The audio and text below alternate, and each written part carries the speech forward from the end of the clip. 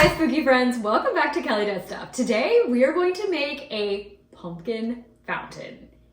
A working pumpkin fountain, like with actual real water. I'm so excited. I wanted to make a fountain for a little while. A year or two ago, I bought a little mini pump and it came in the mail and I didn't even take it out of the box and I just put it on the shelf and I was like, that's probably going to be very difficult. It's not. It's not. The fountain that I had originally wanted to make was a skull fountain. And this year when I was like, just do it, just make the fountain. It's probably not that difficult. I went to the dollar store to get the right size skull for the fountain. And then I got distracted by pumpkins. And then I was like, I could make a pumpkin version of a fountain. So I abandoned my skull idea that I've wanted to do for a really long time and made a pumpkin fountain instead. I will come back to the skull, but today it's all about pumpkins and oh yeah, the fountain's haunted. So it's really exciting. Okay, I'm so excited to show you how I made this fountain. Let's go. I'm going to use this plastic bowl that I got at the dollar store. It comes in a pack of 2.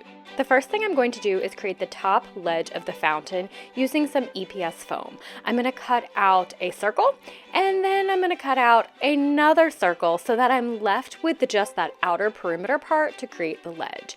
I am using a hot wire table here, but please know you don't need this tool to do this project. I typically work with a blade, and I always have a hard time getting a nice clean cut when I'm making a circle. And even with the hot wire table, you'll see I still had a challenge. This is the piece that I want to use, and you'll see that I didn't get an even cut. So I'm kind of free form cutting it here, and I get an even worse cut. The edges are not smooth at all, but that's actually going to work out great because we're going to turn this into some brick. And we don't want nice clean edges. So I'm just gonna pretend that this is exactly how I wanted it to go, and I just kind of got a jump start on detailing my brick. I wanted to use my hot wire engraver tool to add the lines to create the brick, but when I plugged it in, it never wanted to heat up, so I guess that is broken. Instead, I am going to go with a hot wire knife. For XPS foam, I could just use a pen or pencil because that foam will take the impression of what you put on it. This EPS foam doesn't work as well for creating details, so a hot wire tool is better for this. I don't have as much control with the knife as I do with the engraver. The tip of it is obviously longer and it's a little unwieldy, but it still works out. You just kind of got to work quickly because that foam will start to melt really fast as soon as you put that blade on there. If you don't have any of these tools, go with that XPS foam so that way you can just use a pen or pencil. I'm actually going to switch to that later in the project. Now I'm going to use a blade to just cut out some chunks in the brick, just make them look a little bit old and weathered.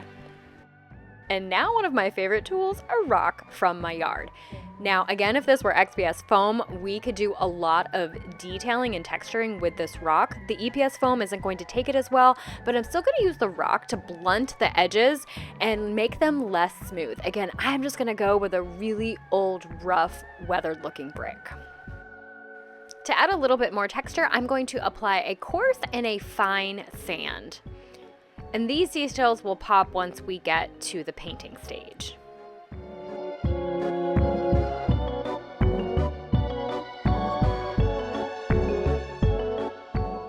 Now it was time to cut up a whole bunch of individual bricks. Since my hot wire table was out, I used that, but a blade is going to work perfectly for this. And you can see here I've switched to the XPS foam. Now we get to break out that hot glue gun and glue the top ledge part of our fountain and the bricks to that plastic bowl. The only reason I'm using 2 types of foam for this project is because that EPS foam was at the very top of my scrap pile when I got started, and so I just went with it, but once I got to the bricks, I knew I needed a foam that was going to texture better, so I switched. When I first started gluing the bricks, not all of my brain cells were present for the project. I don't know, I think some of them were like watching a Halloween movie or something, and you can see that I'm attaching them while the fountain is right side up. And this was problematic because the glue would run down the side of the fountain, and then once the glue dried and then I had to add new glue for the next row, the bricks just didn't want to stick very well. Thankfully, the rest of my brain cells decided to show up and they were like, why don't you just flip the fountain over? Much easier. One of the things I love about applying bricks this way is the random and unevenness to it. I love the gaps between the bricks. I love the different sizes and shapes. I think it just helps it look very old and spooky. If you're like, there's no way I have the patience to attach these bricks individually, Styrofoam does have some flexibility to it if you cut it thin enough. You could then bend it around your bowl, hot glue strips of it in place. I just don't know what that would look like once you start to carve it because your Styrofoam is going to have to be pretty thin, but it might be worth trying if that is your style preference. I'm spray painting the inside of the bowl orange so you don't see that purple Styrofoam showing through. I protected some of the project with some tape because spray paint will eat through Styrofoam, which can be a very cool effect if that's what you're going for and you're intentional about how you apply it. Otherwise, it could ruin your project. Here's a spot where the spray paint ate through the foam and actually created a cool little hole into the brick, which I think is a great detail. I'll show you later a different spot where the Styrofoam just kind of got eaten away too much by the paint. And you can see here it was time to start painting the rest of the fountain, except it actually wasn't because I realized I forgot to texture my brick. So just grabbed another rock again. Don't worry if you forget to do this, you can even apply that rock to the areas that you already painted. Okay, back to painting, and here's an area on the inside of the bowl where I can see that the spray paint started to eat away too much of the foam and it's changing the shape of the brick. If I had stayed on that spot for too long, there'd probably be hardly any Styrofoam left. I need to use a couple different size brushes to get that paint into all the spaces in between the bricks, which is different than the way I usually create the bricks with just one sheet of Styrofoam and kind of drawing those bricks on. The paint will just kind of get into all those divots easier, so this brickwork does take a little bit longer to paint. Once that is completely dry, I'm going to add a lighter brown and I'm going to do a pretty thorough coat because I want to just lighten up the look of the fountain overall. I'm still using that dry brushing technique though, so I can let that darker color show through in all of those textured places. And this will just add some dimension to the overall look and make it look more interesting. When that was completely dry, I went in with my next lightest color. And I started out by adding some more white to that light brown that I was already using. But that kind of started to look a little pink to me, and I didn't love the look. So I turned to one of my favorite colors when I'm painting brick or stone work. And I'm going to paint these colors side by side on the brick so I can compare. Both of them looked a little flat to me, so I decided to add that desert sand color on top of that lighter pinkish brown, and that I really liked because some of that light brown would show through the desert sand, and I think it just gave the bricks more depth. So that's what I decided to do on the whole fountain.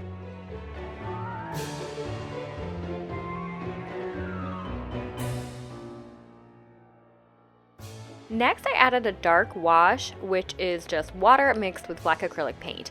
And of course, I forgot to hit record as I did this, so let me show you here. You're just going to spray your whole piece down and then blot it with a paper towel.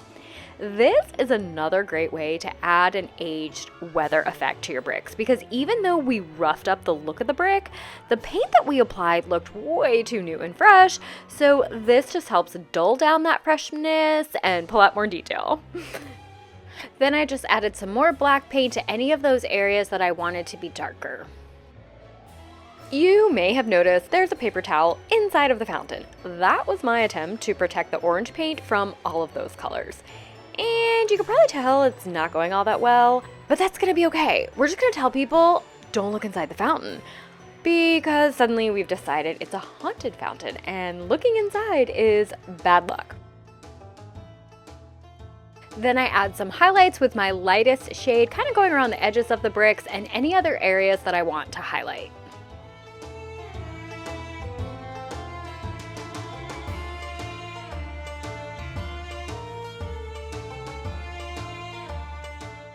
And then finally, we gotta add a bit of green to our fountain. You could do this as a highlighting feature, like kind of where that water has dripped down and gotten kind of moldy, mildewy, mossy, or you could paint individual bricks or sections of brick with green, or really any other color that you want if you want to have some variation in your brick color.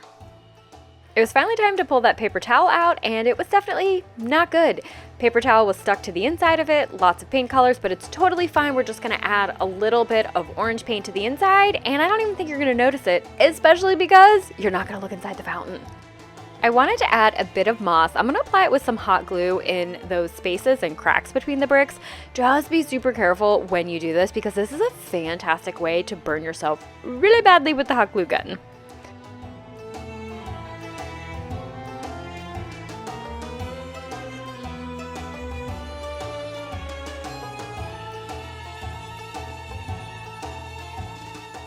Okay, it's time to talk pumpkins. This is a pumpkin fountain after all. I'm going to use 2 different size pumpkins that I got at the dollar store. And you can probably tell here that these are sparkly. I like sparkles. If you want a little bit more of a realistic look, you could also use these pumpkins from the dollar store. They have this little clip on the bottom, which I think you could probably pull off pretty easily without messing up the pumpkin. And then Michael's has several types of picks, floral picks, that have some pumpkins on them that you could use for your smaller size pumpkins, if that's the look that you prefer. Okay, here is our pump, and we'll take a closer look at this in just a second. But what we need to do is thread the tube part into our pumpkins. I'm gonna use an X-Acto knife to make the hole, and I'm just gonna twist it. You can see here, we're just going round and round and round. I'm gonna start at the top. I'll flip it over and kind of start that hole at the bottom. Ultimately, I wanna get the whole X-Acto knife all the way through the pumpkin. The shape of that X-Acto knife handle really created like the perfect hole, and it didn't leave behind any scrap bits of styrofoam inside. Like, it was just a nice clean cut.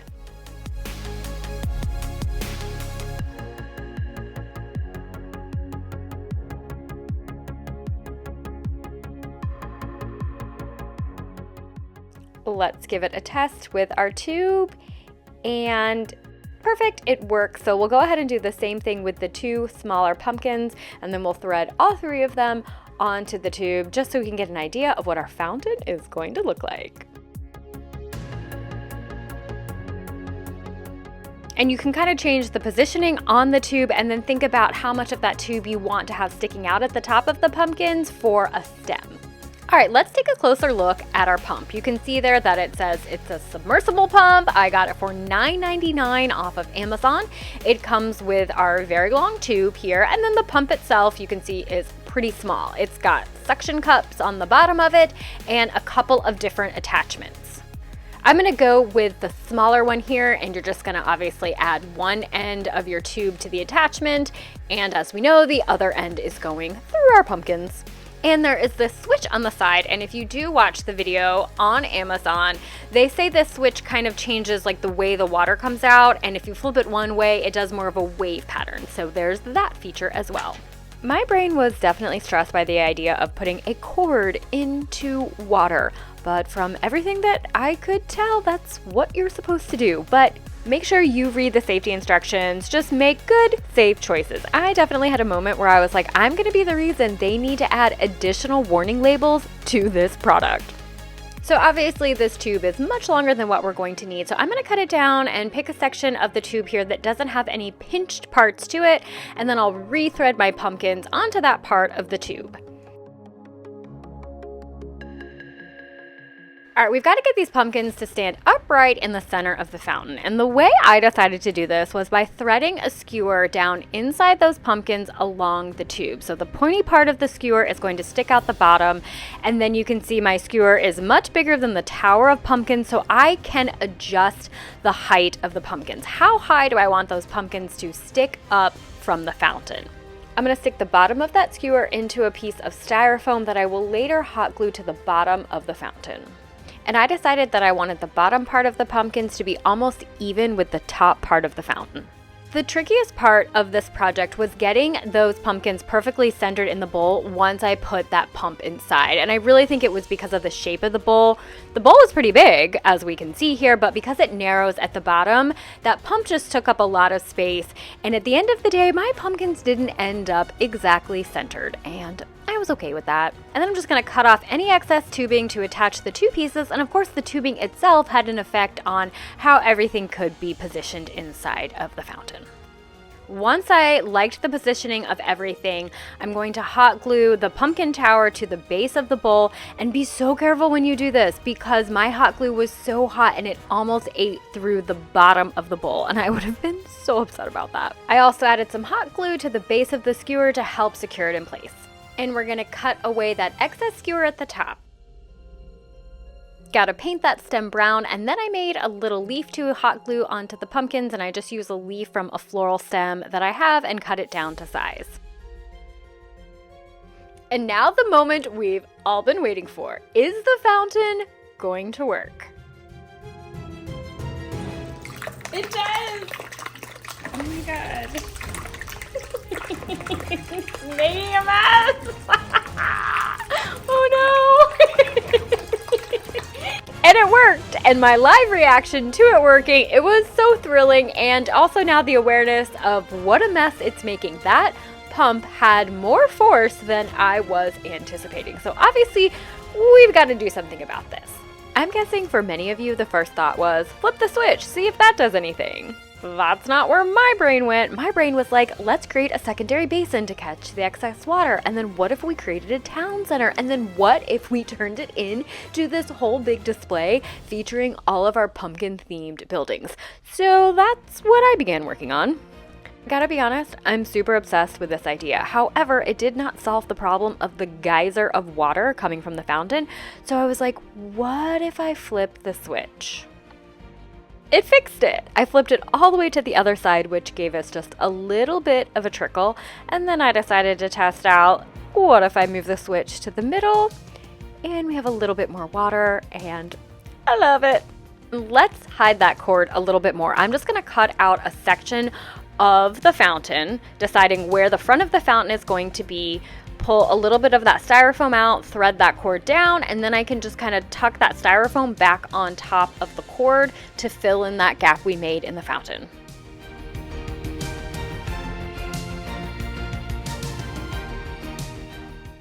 And since I decided to block the camera here, I filmed it again so you could see me placing that little section of styrofoam back over a cord. I don't hot glue it or anything, just tuck it right back in place. All right, we gotta light this fountain up. I'm going to use the submersible LED lights. They are battery operated and they come with a remote, and you can change the color of the light and whether it's flashing, whether it's steady on, whether it rotates through colors. I really love these lights. Let's add the light to the fountain. I tested out all of the different colors, starting with orange here, but ultimately I ended up on green. I thought it provided nice contrast and lit up the bottom of the pumpkin the best.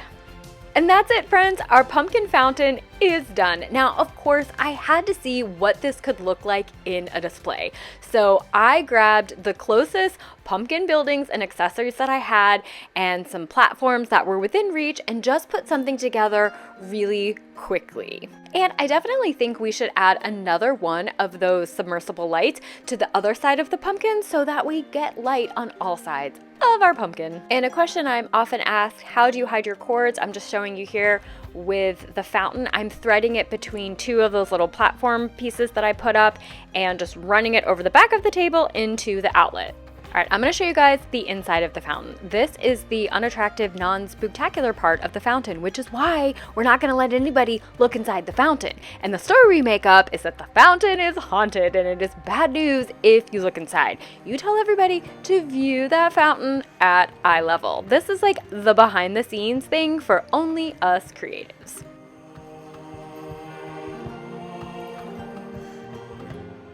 I absolutely love the way this fountain came out, but my favorite part of the project was the issue with the water, because that was what actually made me think of doing a bigger, very cool display for the pumpkin section of my Halloween village. These pieces have needed their own display, and I haven't really known what to do. So that's why I say the very cheesy line that sometimes oopsies become opportunities when we're creating. I know, it's so cringy, but I just want to encourage you to embrace mistakes, embrace chaos. If things don't go according to plan, maybe your project is trying to reveal something to you.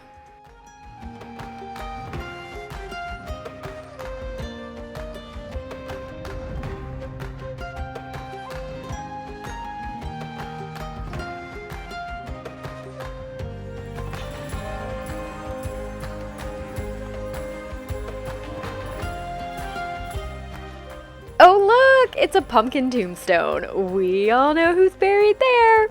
The person who looked inside the fountain. I mean, we did try to warn them. We told them it was haunted. What else could we do?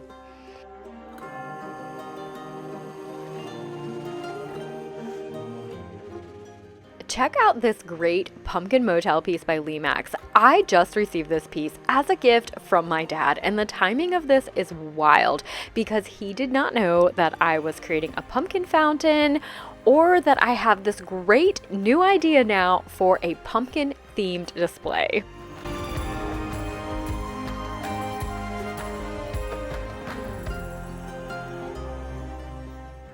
Thank you all so much for watching. I just really enjoy sharing these videos with you. I hope that you found some things that could be helpful for your own displays. Please consider giving this video a like, and I would love it so much if you would subscribe to my channel if you haven't already. It really means a lot to me. I look forward to seeing you guys next time, and happy creating!